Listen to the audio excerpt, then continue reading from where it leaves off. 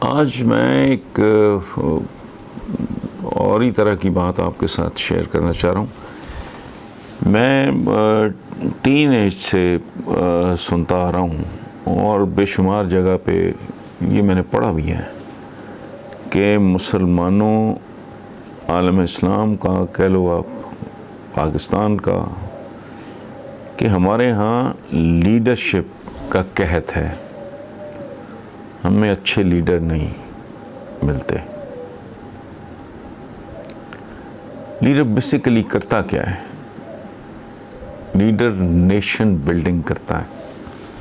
مجھے اور آپ کو بنانا، سنوارنا، ہماری تربیت کرنا، ہمیں موٹیویٹ کرنا، ہمیں موبلائز کرنا، ہمیں ایجوکیٹ کرنا، یہ کرتا ہے لیڈر. تو جب ہم یہ بات کرتے ہیں کہ ہمارے پاس لیڈرشپ کا قحط ہے تو اللہ معاف کرے، مجھے یہ محسوس ہوتا ہے کہ ہم شاید بے خبری میں، لا علمی میں، سادگی میں، معصومیت میں ایک گناہ کا ارتکاب کرتے ہیں. اس کی وجہ ہے کہ مسلمان واحد دین کامل ہیں. یہ واحد کمیونٹی ہے دنیا کی جس کے پاس دنیا کا سب سے خوبصورت، عالی شان اور پرفیکٹ لیڈر موجود ہے، اور وہ ایک زندہ قیادت ہے. وہ ہے نبی کریم صلی اللہ علیہ وآلہ وسلم، ان کی قیادت. مجھے کوئی بتائیں، کوئی صاحب مجھے سمجھائیں یہ بات، کون سی زندگی کے کون سے شعبے کے متعلق کون سی سچویشن ایسی ہے جس کے بارے میں رہنمائی ہمارے پاس موجود نہیں ہے؟ وہ جو مظفر وارثی مرحوم نے کہا تھا نا، میرا پیمبر عظیم تر ہے، جسے شہ شش جہاد دیکھوں، اسے غریبوں کے ساتھ دیکھوں، میرا پیمبر عظیم تر ہے. تو کیا ہے جو نہیں سکھایا؟ لیڈرشپ تو ہے ہمارے پاس، اور وہ زندہ لیڈرشپ ہے. مثلاً میں اگر میرے اپنے اندر کھوٹ ہے، کوئی کمزوری ہے، کوئی کجی ہے، کوئی خامی ہے، تو میری ہے. ادروائز مجھے تو انہوں نے بتایا ہے کہ داہنے ہاتھ سے کھانا ہے اور بھوک چھوڑ کے کھانا ہے. مجھے تو انہوں نے پانی پینے کا بھی سلیقہ بتایا ہے. مجھے تو انہوں نے اپنے گھر کے اندر داخل ہونے کے آداب بھی بتائے. مجھے تو انہوں نے یہ بھی سمجھایا ہے کہ جب طائف میں پتھر پڑے ہیں تو رد عمل کیسا ہونا چاہیے. مجھے تو انہوں نے یہ اس بات کی بھی تربیت دی ہے کہ جو عورت کوڑا پھینکے آپ پہ، آپ نے جواباً اس کے ساتھ کیا سلوک کرنا ہے کہ جس دن وہ نہیں پھینکتی آپ اس کا حال پتہ کرنے چلے جاتے ہو. اچھا، پڑوسی کے حقوق کیا ہیں؟ میدان جنگ میں اگر احد جیسا معاملہ ہو جائے تو پھر کیسے بیہیو کرنا ہے؟ شعب ابی طالب میں اگر اتنی دیر ہارڈلی کچھ ملتا تھا ان کو، وہ جو عزیز تھے وہ بیچارے رسک لے کے کوئی یاٹا، کوئی اس طرح کی بیسک سی کچھ چیزیں، ادروائز کیا فاقہ. تو پھر حضور کے تو تجربات ہی دنیا جہان سے نرالے. کوئی سچویشن ہے نہیں میری، آپ کی، یا کسی بھی انسان کی زندگی میں جو آپ نے فیس نہ کی ہو. اس دنیا میں کتنے لوگ ہیں جو والد کی شفقت سے محروم ہو جاتے ہیں پیدائش سے پہلے؟ کتنے لوگ ہیں؟ حضور نے تو وہ بھی سچویشن فیس کی. کتنے ہیں جو بہت ہی کم سنی کے عالم میں ماں کے سائے سے بھی محروم ہو جائیں؟ ناقابل یقین بات ہے. اب بدترین حالات میں کہ آپ کے پاس کچھ نہیں، نہ آپ کے پاس مین پاور ہے، نہ پیسہ ہے، نہ اسلحہ ہے، نہ فلاں، اور وہ کہتے ہیں کہ آپ اپنے کام سے باز آ جائیں، ہم آپ کو دولت مند بنا دیتے ہیں، سرداری دے دیتے ہیں، یہ کر دیتے ہیں، وہ کر دیتے ہیں.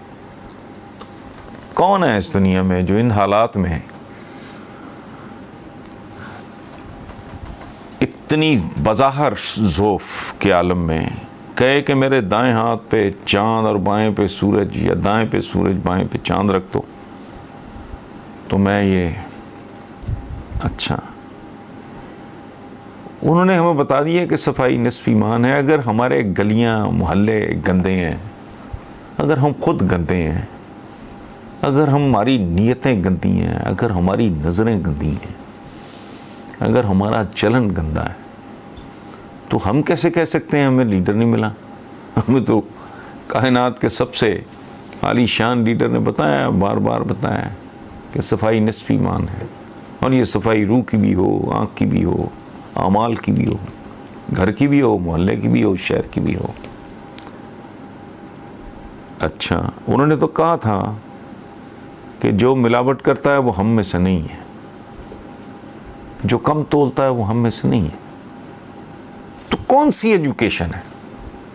اچھا، انہوں نے بتایا کہ مسلمان تو ایک جسم کی طرح ہیں، جس کے ایک عضو پہ چوٹ لگے تو پورا جسم تکلیف محسوس کرے گا. یعنی اگر میرے ہاتھ پہ چوٹ لگتی ہے تو پورا جسم پین. تو ہم اگر ایک دوسرے کے ہاتھوں ہم اگر محفوظ نہیں ہیں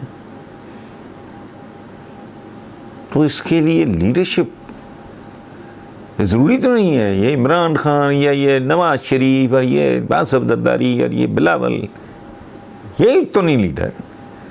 یہ تو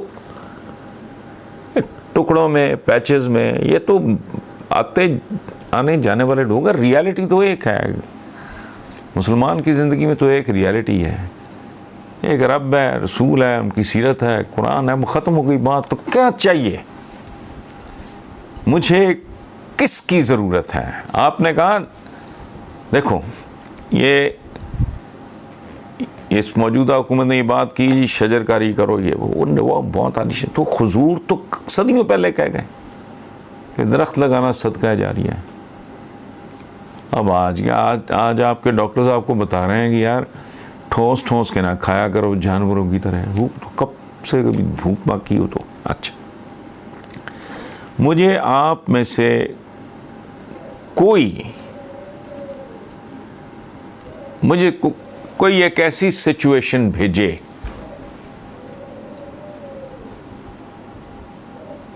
جس کے بارے میں حضور کی ہدایت اور تعلیم موجود نہ ہو.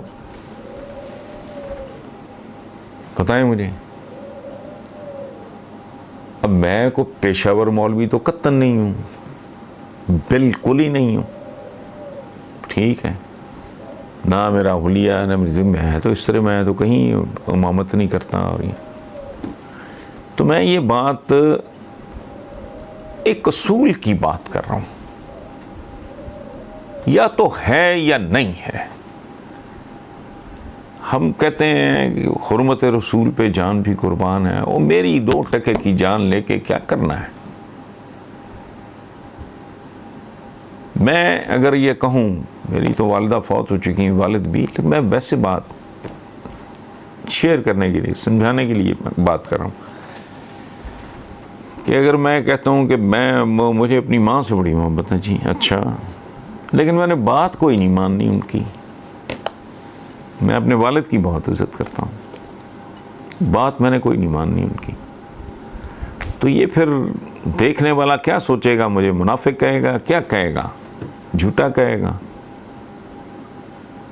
ایک ڈبل سٹینڈرڈز والا آدمی کہے گا. مجھے نہیں سمجھ آتی.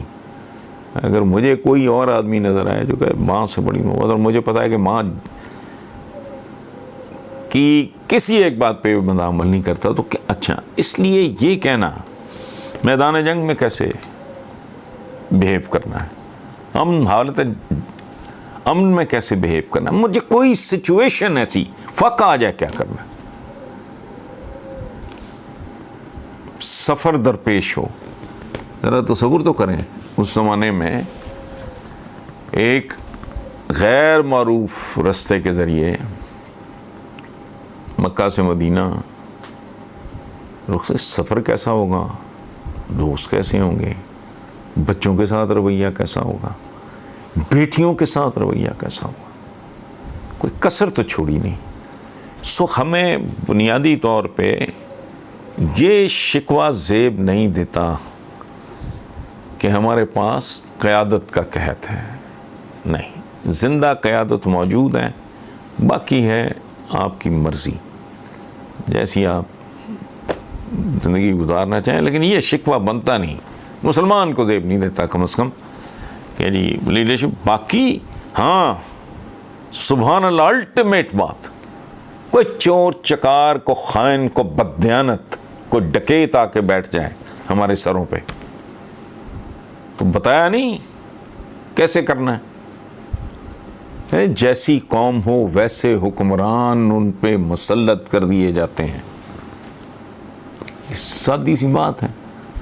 ہمارے حکمران اگر ٹھیک نہیں ہیں تو اس کے لیے بھی کسی اور کو بلیم کرنے کی ضرورت نہیں ہے. آپ یقین رکھیں میں ذمہ دار ہوں. سو گزارش صرف اتنی ہے، ہر آدمی نے اپنی مرضی کی اپنے حساب سے زندگی گزارنی ہوتی ہے، جیسی بھی جس نے گزارے. میں تو کوئی واعظ تبلیغ تو میرا شعبہ نہیں ہے. یہ شکوہ بند کر دیں کہ ہمیں لیڈر نہیں، لیڈر تو ہماری ایک ایک سانس کے اندر موجود ہے، باقی آپ کی مرضی.